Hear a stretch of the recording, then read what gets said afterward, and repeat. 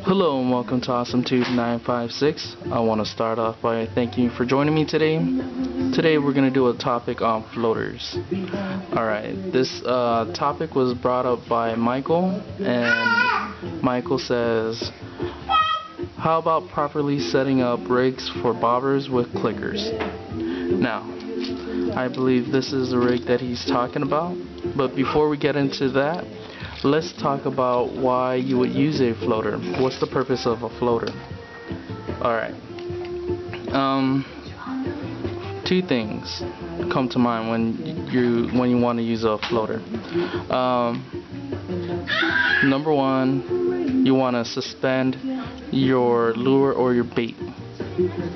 Two would be to see the action. As the fish takes your bait or your lure, you'll see the floater go under the water. So one would be to suspend your bait or your lures. Two would be to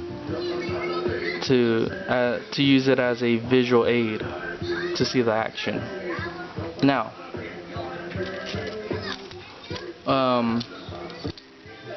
so this is the same concept. You got your floater, you got your clickers or your beads. You got a steel wire right here, a swivel, and a 2-foot monoliter, and a quick connect attachment right here. Now, there are different variations, and these are examples of it. This one has a leader wire, so that's a leader wire. This is a metal wire and another leader wire. This is a cone shape and the top is concave with a eggshell, with an egg shape weight, and this one with a bullet shape weight. And out of all three of these, this would probably be my favorite because it's not that big. This one actually gives you a chance to set the hook if you're late to do it. If you barely notice that your floater is underwater, it gives you a chance to set that hook, because the fish will not realize that it's on a floater, or it's eating a bait off of this rig as quick as it would notice that it was on this rig. I believe that this one just has more buoyancy, so it puts more tension on the hook, and it alerts the fish quicker, unlike this rig. Anyways, so the way you would fish this would you'll throw it out, let it sit for maybe 5 seconds. You yank on it, and then these beads will create that clicking sound.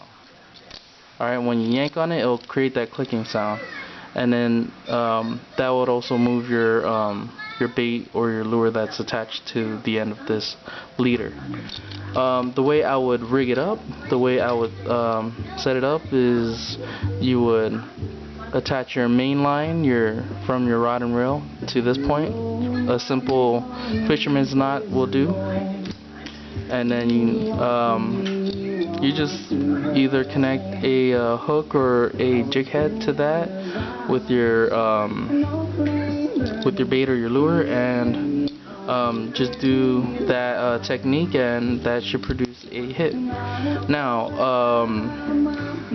these rigs usually come this way, and if you have an old one sitting around and the monoline is starting to get brittle, a good idea is to just cut this part off right here, replace it with another 2 feet of monofilament, 30-pound test line, and there's these metal crimps that you can buy at the store. Crimp it down right there, make it 2 feet, crimp it down at this end, and what's cool about this is that you don't have to use this style of quick connect. There's so many different quick connects. This is just one example. So I would like to thank Michael again for asking that question, suggesting that we do this topic, and remember guys, to like, subscribe, and comment, because this is how this video came about. And you know, we would like to put stuff out there that that you guys are interested in and that you would like to see. And yeah, so there you go, Michael. This is your video response to your question, and thank you again for asking that question. And remember guys, to like, subscribe, and comment on Awesome2 956. We'll catch you later.